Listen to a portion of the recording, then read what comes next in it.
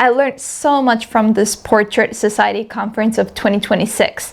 I was expecting though to learn a technique, but what I learned was something actually quite different. So in this Portrait Society conference, my main aim was really to learn from Ali Cavanaugh, period. She doesn't quite have workshops where you can go and actually meet her and learn from her, and this is one of those one time a year thing that she seems to be a part of.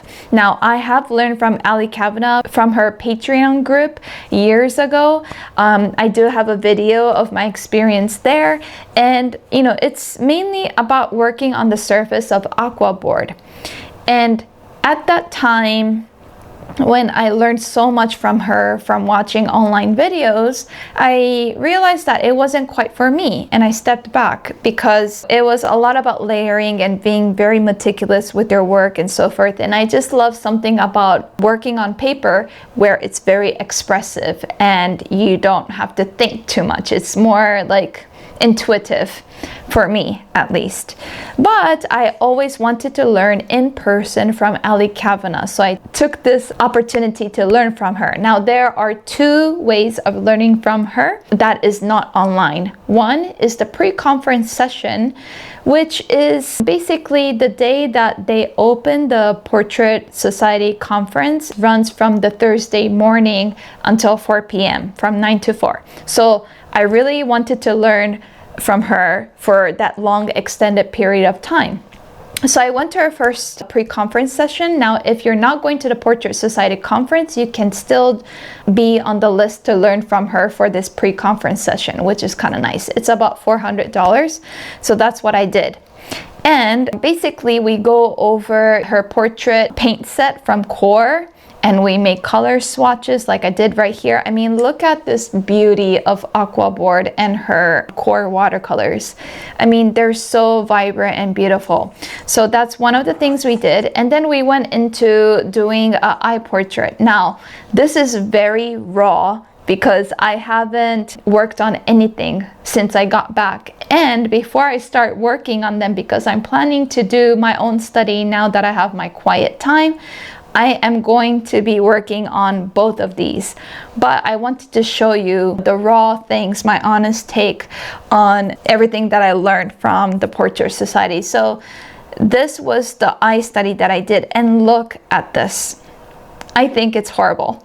Okay, just look at how like kind of mudding and some lines that you see. I mean, this was working on it for 2 layers, but these 2 are the only things that I finished in my first pre-conference session with Ali Cavanaugh. That's it. Okay, but the key thing that I really took away learning from her, like in front of me, was that she showed her whole process of how she paints. And it was a lot of stacking of layers. It was almost like drawing. Yeah, she's drawing with these paintbrushes. I knew that it was a lot of layering, and she tries to squeeze out that water as much as possible, and it's more about using the pigment and stacking those pigments up, like as if you're drawing. This is the Dick Blick Wonder White that she said, oh, you could use that and that should kind of work, which is a cheaper alternative to her brush set from Escoda. So this is what I had, and this is what I took, and this is the result that I got.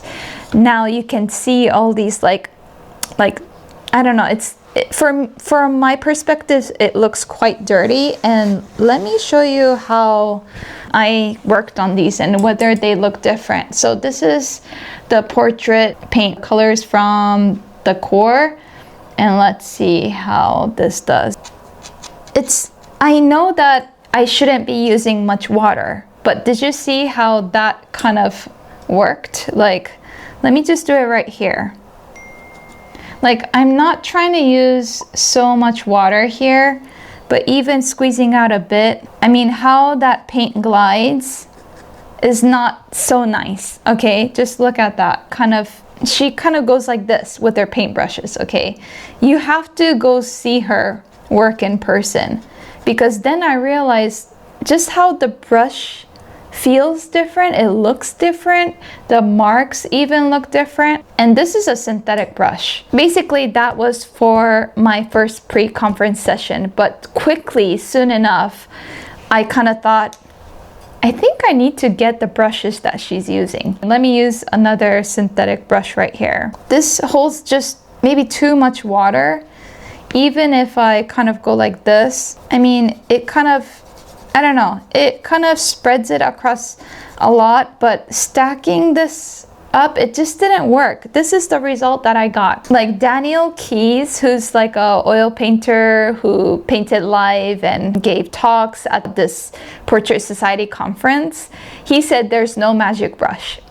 Okay, and I agree to some extent, but I must say, I just got the brushes. This is the artist set of Ali Cavanaugh, Escoda, Barcelona, set. It is quite expensive. Yeah, with the tariffs kind of going up, apparently the price went up. The way she worked, it just looked smoother than, of course, she has a bunch of years and practice with the aqua board, but still yet her movement was just different. I just realized it was just different. So I was like, okay, I'm gonna get the Escoda after this conference session. And I knew I was taking the breakout session, which is a 2-hour class. Now I had from 9 to 4 for the pre-conference workshop, but the one that comes with the Portrait Society conference is 2 hours. But I still wanted to give it a shot. And I got it. And I was glad I got it because I paid like $145. That's including tax for this set. But when I looked up like Blick online, it was like $190 or something. And I was like, oh, I got a deal. So if you're going to the Portrait Society conference, you can buy like tons of art supplies downstairs where the conference is being held. The vendors are all there. So look at this set. It comes with 6 paintbrushes, and the ones I already used it, but I put them back in the caps. The ones I used were these 2. And if you had to get like a few and you didn't want to get the whole set, I would get the number 4, the Escoda Perla Cinetico, as well as the Escoda Marfil Cinetico size 6. And I'll have the link to this brush set down below in the description, but it made a difference. It is a magic brush because let me show you like how different it slides across the aqua board. Now bear in mind that the aqua board is quite rough. First of all, why would you use aqua board? If you're working on paper and a watercolor artist, you know that framing is a pain in the butt. I already talked about this. And with these aqua boards, it's like, look at that. You can basically put this on a cradle board, glue it, or it comes with like the cradled versions of them too, although they would be a bit on the pricier side. But yeah, that's the reason why you would go for the aqua board. And let me just show you how this one glides compared to, let's just use the synthetic brush. This is the Princeton Velvet Touch Long Round.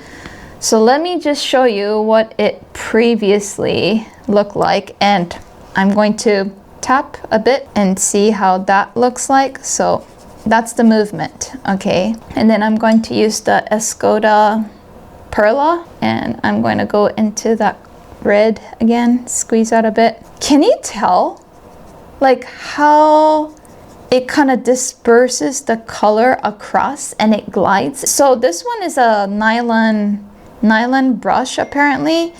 I think just nylon in general does it. It just slides like as if it's plastic. I mean, it is plastic, I guess, but it's just the movement. Look at that. It just glides around nicely, almost gliding it across. And then going back to the brush that didn't work, it's just a different feel. I don't know if you can tell the difference, but it definitely feels different. The other one, Marfil, I think, apparently is the one that she uses to lift that paint off. Can you see? Like it's so strong that it just lifts it off. I think this brush made a whole lot of difference for me. So did I finish a painting in the 2 hours that I had in the breakout session? No. This is the one. She gave us a portrait to finish. But it was 2 hours. I couldn't do it, and I'll tell you what happened in the next video. But something happened that just completely took away my learning ability and the rest of the conference, like poof, like because of this thought that was in my head. But anyways, but can you tell that it doesn't look as mudding as this one? I don't know. I just feel like I had more grasp and control, and my work was much more smoother. I am definitely going to be finishing this portrait, but yeah, I just wanted to show you the honest take of how it felt, and I'm really looking forward to using these paintbrushes. And would it work for paper, like work on paper? I don't know. I haven't given it a shot, so I probably will try. I mean, why don't we try that just right now, see how that goes. I have a paper right here. Let's see how it feels. I feel like it holds like a bit less water. Like that's the impression that I get, and maybe that's the reason why it works on aquaboard, because you just don't want much water if you're stacking up those colors, I suppose. Yeah, definitely it holds less water. So I would say these brushes, I would be using it specifically for aquaboard, but they're lovely. So I'm really looking forward to using that and finishing these pieces. And look what I got. Ali Cavanaugh's painting. Probably one of the best parts of being at the workshop was like seeing her work in person, looking at them and being like, and buying them. Basically, I bought this one. So I want to ask you, has a tool ever done that for you? Not really taught you something new, just finally let you do something you already understood. So next video, I want to talk to you about something that I brought home that was a $700, but I wasn't sure how I was gonna bring it with me back home to Seattle. And yeah, it was quite something. Okay. Talk to you soon. Bye bye.